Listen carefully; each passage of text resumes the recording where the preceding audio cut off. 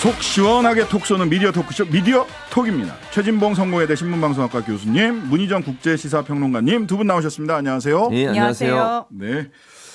자, 오늘 이건 짧게만 제가 너무 재밌게 봐가지고 한동훈 단추 기사, 한동훈의 숨은 패션, 양복 소매 단추 장식용이 아니었네.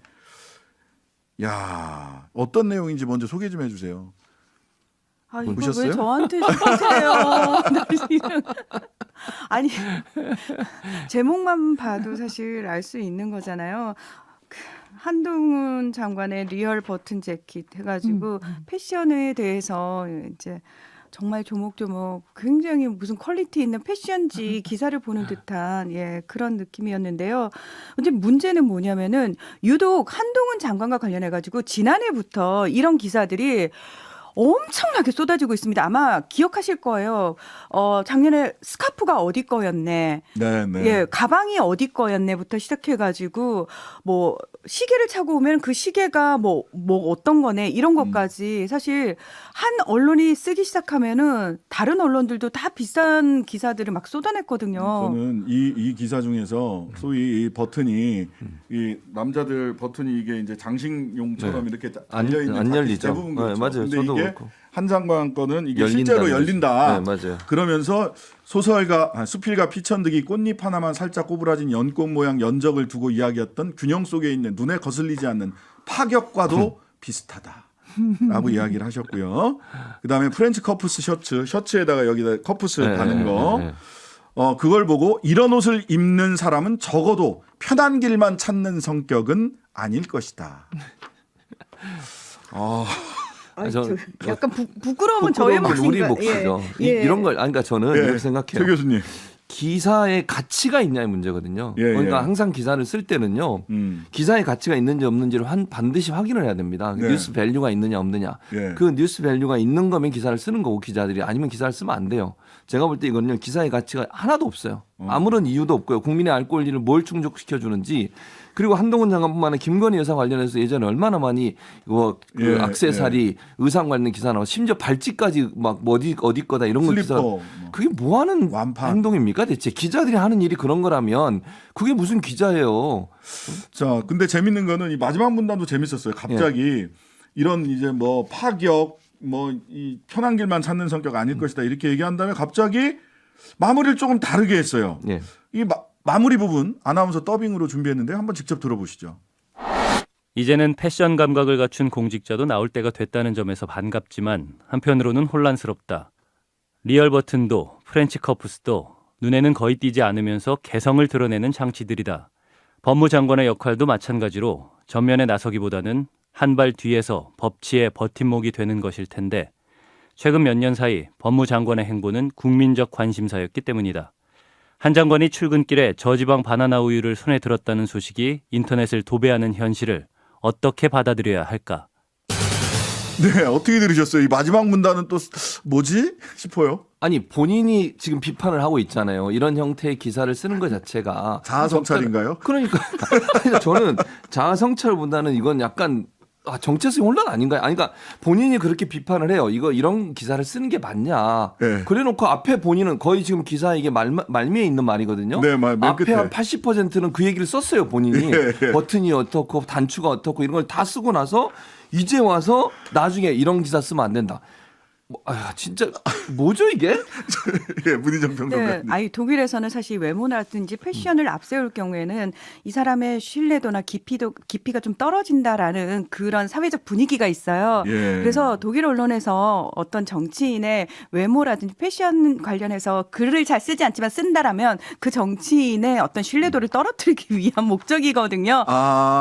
독일에서는 독일의 경우를 말씀을 드린 겁니다. 네네. 그래서 저는 우리 언론은 그럼 정치인도 아니죠. 사실 공직자지 않습니까? 공직자죠. 예, 네. 공직자의 이 패션을 이렇게 계속해서 주야장천 주목하는 기사를 써내는 이유는 무엇일까? 예.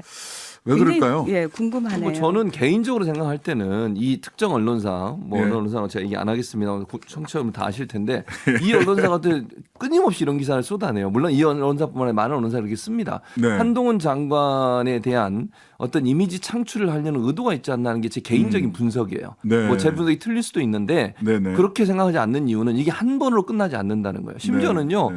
샌드위치 뭘 들고 왔고 어느 회사의 커피를 마시고 있고 아침에 뭘 먹고 이런 것까지 기사화해요. 저지방 바나나 우유 얘기도 있지 예. 않았었나요? 맞습니다. 그런 기사를 쓸 이유가 아무런 이유가 없거든요. 기사의 정작 가치 국민들은 없는 걸. 다른 게 궁금하다고 하더라고요. 그러니까요. 네, 요즘 예. 뭐 청원도 미주에서 나오기도 하고 그럽니다. 자, 톡 쏘는 미디어톡 잠깐 광고 듣고 와서 계속 이어가겠습니다.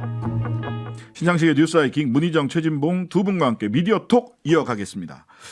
자, 아무래도 이번 주에 전 세계를 뒤흔들어 놓고 있는 것은 미국 정보 당국의 도청 의혹입니다.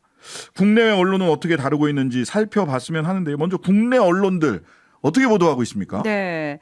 일단 뭐 대체적인 성향은 다 이거 굉장히 문제가 있다. 미국이 이런 식으로 도청을 한 원인이 무엇이냐. 이게 도청이 가능했던 원인에 대해서 뭐 대통령실의 용산 졸속 이전 문제를 이제 거론하는 언론들도 상당히 많았고요. 그러면 이것과 관련해 가지고 미국이 지금까지 우리나라를 이런 식으로 도청했던 뭐 역사에 대해서도 얘기를 하고 그 기밀 문건 안에 내용에 대해서 분석하는 언론들도 상당히 많습니다. 네네. 그런데 굉장히 눈에 띄는 언론들이 이 언론 보도가 있는데요. 이 사실 우리나라 대통령실, 그러니까 우리나라 정부의 반응이잖아요. 네네. 이거는 그러니까 뭐 우리가 그 얘기는 하죠. 모든 정부들이 다 다른 나라들도 다 이런 식의 어떤 도청을 통해 가지고 정보 수집을 한다라는 얘기를 하는데 그건 암암리에 아는 것이고 문제는 이게 밝혀졌을 때, 그러니까 유출이 됐을 때 사실 이거는 수면 위로 드러난 부분이기 때문에 이거는 진짜 정치의 문제로 넘어가는 거고 외교 분쟁의 문제로 넘어가는 부분이거든요. 네. 그것과 관련해 가지고 사실 각국의 정부들이 어떻게 반응하느냐 이거는 뭐 당연히 언론이 보도를 해야 되는 부분인데 우리나라 대통령실에서는 이것과 관련해 가지고 굉장히 이상한 반응을 보이죠. 뭐 미국 측에 악의가 없었다는 등 정말 뭐 미국 측마저도 이거는 우리 실수가 맞다라고 이야기를 함에도 불구하고 오히려 우리가 피해를 당했음에도 불구하고 미국을 두둔하는 그런 모습을 보였는데 조선일보가 유독 이것과 관련해 가지고 이 대통령실의 대응을 원칙적 대응이다라고 이야기를 원칙적 합니다. 대응. 네, 예. 그러니까 뭐 이미 알려진 사실이고 이게 유출이 됐기 때문에 크게 문제가 되지 않는다라는 식으로 그러면서 미국이 이제 한쪽에서 그런 얘기가 나왔거든요. 뭐 러시아 측에 의해서 유출된 거 아니냐라는 의혹도 있다라는 얘기 하나를 가지고 오히려 미국 편에 서가지고 그런 얘기도 있는데라는 식의 얘기를 한다라는 겁니다. 그러면서 이게 정말 우리 국익과 관련해 가지고 어떤 심각한 문제인지에 대해서 그 심각성을 분석하기보다는 그냥 미국의 기밀 문서가 유출됐다라고 정말 다른 나라 이야기 하듯이 우리나라와는 별로 상관없는 나라 이야기를 하듯이 보도를 했다라는 겁니다. 그러면서도 미국의 도청 능력에 대해서도 조선일보가 상당히 자세하게 다뤘습니다. 그래서 뭐 실력 길러야 이렇게 되더라고요. 항의하고 뭐 이런 거보다는 이 문제 해결 방식은 우리가 실력을 길러야 된다. 도청 실력, 국력을 키워야 된다. 잠깐만 어디서 많이 듣던 건데요. 네. 우리가 힘이 없어서 식민 지배를 당했다 이 논리인가요? 예. 아까 그 한동훈 패션 기사 썼던 바로 그 신문에서 실력 길러야라고 하는 걸 썼더라고요. 자, 이 최 교수님, 예. 이 미국 도청 의혹 문제를 다루는 국내 언론의 문제점 어떻게 보세요? 많죠. 물론 이제 모든 언론사가 동일하게 다루진 않아요. 우리가 일반적으로는 진보 보수 언론사가 약간 결이 다르고 논조가 다른데 네. 진보적 성향의 언론사들은 대체로 문제점 지적하는 부분이 많습니다. 그러니까 네. 도청에 대해서 우리가 적극적으로 대처해야 된다. 미국의 잘못된 행동에 대해서 주권을 갖고 있는 대한민국 정부는 적극적으로 항의하고 문제 해결을 위한 재발 방지 대책을 세워라고 요청해야 된다고 주장을 해요. 네네. 근데 대표적으로 그 조선일보 같은 경우에 이렇게 기사를 썼습니다. 아까 두 분 잠깐 얘기해 주셨는데 제목 자체가 미국 도청 능력 감탄. 감탄. 네. 저도 감탄했습니다. 그리고 또 그 다음이 더 웃깁니다. 왜 도청 하나 따지면 웃음거리. 이게 웃기는 거. 저는 이게 더 웃겨요.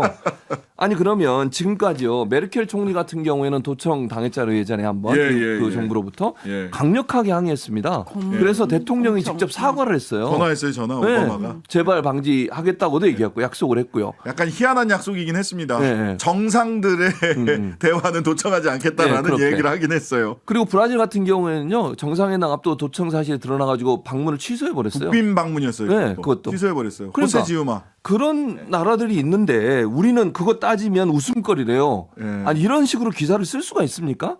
아니 우리가 도청을 당했는데 도청당한 나라가 악의적이지 않으니까 괜찮습니다라는 뉘앙스의 말을 하고 또는 이게 뭐 다 있는 건데 우리나라만 하는 것도 아닌데 뭐가 그게 큰 문제냐고 얘기하고 대부분의 내용이 조작됐다라고 얘기하면서 미리 선을 그어주고 이런 행동을 하는 것이 주권을 갖고 있는 나라의 태도가 맞는 것인지 근데 이런 조선일보나 이런 보수 언론사들이 왜 이런 식으로 접근하는지가 이해가 안 되는 상황이에요. 예.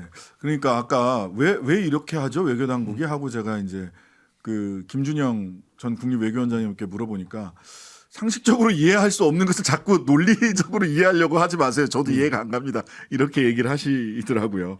자, 그런데 국내 언론 살펴봤고요. 자, 아마 우리 청취자분들도 가장 궁금해하는 게 그러면은 미국 언론 그리고 다른 외국 언론 다른 타국 언론에서는 이 사건을 어떻게 바라보고 있느냐. 오늘 뭐 일부 우리 국내 언론에서도 외신의 반응을 보도를 하기도 했는데 외신 어떻게 보도하고 있는지 외신에서는 일단 기밀 유출이 된 나라 당사국이잖아요, 미국.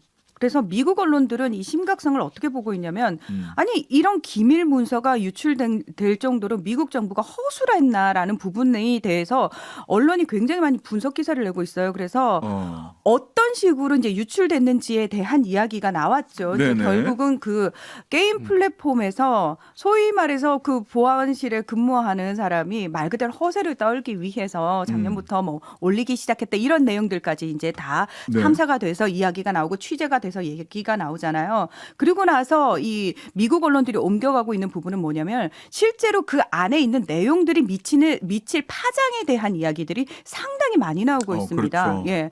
그리고 이제 각국의 언론들을 보면은 이제 이 문서들 중에서 이제 100여 건이라고 얘기를 하잖아요. 네. 이제 자국과 연결된 내용들 같은 경우에는 실제로 그 내용에 대한 그러니까 분석 기사들이 상당히 많습니다. 그러니까 이게 진본이라는 점에 대해서 의문을 제기하는 게 아니라 첫 번째 어떻게 유출됐냐. 두 번째 내용이 미칠 파장이 뭐냐. 이거에 그렇죠. 중심이 가 있다는 거죠. 그렇죠. 예. 그래서 그래서 뭐 사실이 자꾸 아니라고 그러니까 위조됐다고 하니까 진도를 못 나가잖아 우리가. 그러니까 이거를 정작 정치화시키고 있는 건 우리나라 대통령실이에요. 정치 공방화시키고 있잖아요. 그런데 다른 나라 언론들은 또는 다른 나라 정부나 다른 나라 정치권에서는 이게 정치 공방이 아니고 이건 사실 자국의 국익하고 바로 직결된 문제거든요. 그렇죠. 굉장히 심각한 사안이기 때문에 그 심각도를 고려한 이야기들을 하고 있을 뿐이지 우리나라처럼 이런 이야기 자체가 나오질 않고 있는 거죠. 네. 그래서 저는 이게 예, 최 교수님. 최근에 이제 그래서 이런 우리나라 반응에 대해서도 언론사 미국 언론들이나 외국 언론들이 보도한 것도 있어요. 그거 쭉 이렇게 보려니까 또 낯이 화끈해가지고. 그러니까 외국 언론사들이 올 때 얼마나 황당했으면 이런 표현을 쓸까 할 정도 생각이 예, 드는데요. 어떤 내용입니까? 뉴욕 타임즈는 동맹국 중에 가장 강한 부정을 하는 나라가 한국이다. 이렇게 얘기했어요. 네. 그러니까 다른 나라들은 지켜보고 있고요. 미국이 어떤 발표를 할지를 이제 기다리고 있는 상황이잖아요. 미국이 지금 법무부가 조사를 하고 있고 국방부도 이거 자체는 큰 망신이라고 본인들도 인정을 했어요. 그랬어요. 그러니까 그 자체는 이건 유출된 건 맞고 원본에 물론 원본 내용이 100% 사실이 아닐 수는 있어요. 일정 네. 부분 위조나 아니면 다른 내용이 들어갈 수는 있지만 그 자체가 유출된 게 맞고 도청을 통해서 이루어진 사실도 인정하고 있단 말이에요. 네. 근데 우리는 지금 그걸 강하게 부정하고 있잖아요. 그 뉴욕 타임즈가 동맹국 중에 가장 강한 부정을 하는 나라가 한국이다. 뉴욕 그래서 야당에서 보안 침해라는 주장이 나오는 가운데 한국 대통령이 미 국방부 문건 유출을 축소하려 하고 있다. 라고 뉴욕 타임즈가 보도를 했고요. 가디언즈는 한국 당사자들 진위 확인되지 않은 미 국방부 유출 문건 중요성 축소 시도. 워싱턴 포스트는 한국 반응을 보니 미국 관리들이 이번 사건이 한국 정부와의 관계에 악영향을 끼칠 가능성은 거의 없다고 보고 있다.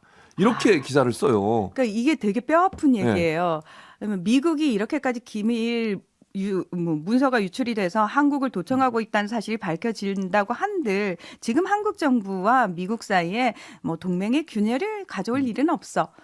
유독 한국에 대해서 너무 이렇게 자신 있게 얘기를 하는 이유가 뭐겠습니까? 다른 나라들 같은 경우에는 일단 이걸 떠나가지고 그 안에 나온 내용들이 워낙 심각한 내용이기 때문에 그렇지 않다라고 정부가 수습에 들어가요. 근데 문제는 딱 거기까지입니다. 그 물밑에서는 아마 미국을 향해서 엄청나게 압박을 할 겁니다. 이건 무슨 얘기냐면은 정보 전쟁 중에 그렇게 벌어질 수도 있는 일이죠 하고 넘어갈 문제가 아니고 그걸 다 하고 있다 할지라도 그게 수면 위로 드러났을 때는 다른 문제가 되는 거고 그건 하나의 협상 키가 되는 거거든요. 네. 다른 정부들 입장에서는 이거 굉장히 좋은 협상 키를 하나 가진 거고요. 심지어 러시아마저도 뭐라고 얘기를 하냐면 미국 걔네들 원래 그런 거 하루 이틀도 아닌데 이것 봐. 미국은 동맹국이라 할지라도 이런 식으로 도청을 하는 나라야. 그런데 다른 특히 한국 아무 찍소리도 못하고 미국의 노예 노릇을 하고 있잖니? 이거 잘 봐. 이런 식으로 러시아까지 비웃고 있다라는 겁니다. 아이 참. 아이 참.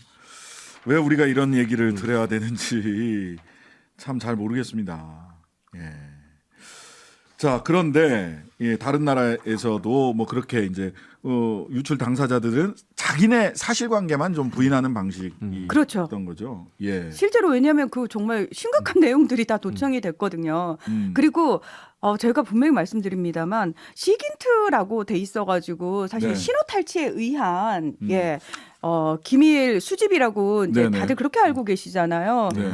그런데 분명히 말씀드리면 CIA, 그러니까 대외 정보기관, 미국의 대표적인 대외 정보기관인 CIA의 가장 핵심 그리고 가장 탁월한 부분은 휴민트라는 부분입니다. 네. 사람을 통한 정보 수집이죠. 그거에 가장 강점을 가지고 있는데 제가 봤을 때는 이번에 유출된 문서 안의 내용들이요. 단순히 그 신호 탈취, 뭐 통화를 중간에서 해킹을 했다거나 문자 메시지를 받다거나 도청 장치를 통한 것일 수도 있지만 그것보다는 사람에 의한 실시간으로 보고를 받았다라고 얘기를 하기 때문에 네. 휴민트에 의한 이 정보 수집일 가능성이 굉장히 커 보이고요. 그래서 이게 더 심각한 게 뭐냐면 그 나라에서는 아마 지금쯤 정부 내부적으로 도대체 누가 미국에게 실시간으로 이 정보를 전해주고 있는지 그 휴민트 찾기에 혈안이 돼 있을 겁니다. 다른 나라들에서 그랬을 거다. 그렇습니다. 그리고 미국 입장에서는 계속 시긴트를 강조하는 이유가 딴 게 아닙니다. 휴민트는 끝까지 보호해야 될 본인들의 중요한 정보 요원이거든요. 예. 첩보 영화 보면 대부분 휴민트 얘기가 나오긴 하죠. 예. 다른 나라에서는 그럴 것이다라는 예측과 의견을 좀 주셨고요. 자, 그런데 다른 측면에서 요건 좀 짚어봐야 될 것 같아요. 계속 반복적으로 얘기가 나오는데 전 그 김태호 차장이 어제 그 워싱턴 D.C. 공항에서 댈러스 공항인가요? 댈러스 공항이요. 예. 도착했을 때 그 태도 논란이 있었습니다. 네.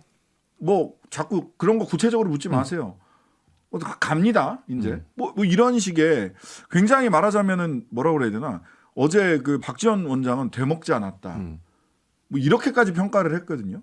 근데 언론을 대하는 태도가 그냥 단순히 김태호 차장 어제 개인적인 태도뿐만 아니라 언론을 대하는 이 정부의 태도들이 좀 그런 특징들이 계속해서 그렇죠. 보이는 거 아닌가라는 생각이 들거든요. 그렇죠. 몇 가지 사례를 좀 들어주셨으면 좋을 것 같아요. 그러니까 지금 말씀하신 그대로인데 예를 들면 답변에 대해서 본인이 답변하기 싫은 것은 거부해버리고 답변 안 한다거나 아니면 피해가면서 다른 답변을 한다거나 아니면 더 이상 하지 않겠다고 떠나버린다거나 이런 행동들. 윤석열 대통령 사실 도어 스태핑에서 그런 모습 많이 보였어요. 그리고 대답하기 어려운 질문에서는 이슈를 바꿔버리죠. 대답을 안 하고 네. 아니면 여기까지 하겠습니다 하고 가버리거나 이런 태도를 네. 보이는 것도 윤석열 대통령도 그랬고 지금 현재 이 김태호 차장 이 부분은 더욱 심각하다고 생각해요. 네. 그러니까 왜냐하면 이 문제는 지금 현재 가장 이슈가 되는 문제잖아요. 그러니 당연히 특파원들 입장에서는 물어보고 싶고 또 본인이 먼저 얘기를 했잖아요. 한국에서 떠나기 전에 인천공항에서 맞습니다. 대부분 위조됐다. 상당수가 위조됐다 이렇게 표현했어요. 상당수가 위조됐다. 네. 예, 근데 그 얘기했죠. 상당수라는 게 얼마인지도 모르고 미국은 거기에 대해서 위조란 말을 꺼내지도 않고 있는 상황이고 조사 중이라고 얘기하는데 왜 우리가 먼저 그런 얘기를 하느냐. 네네. 그래서 국내에서 엄청나게 논란이 됐고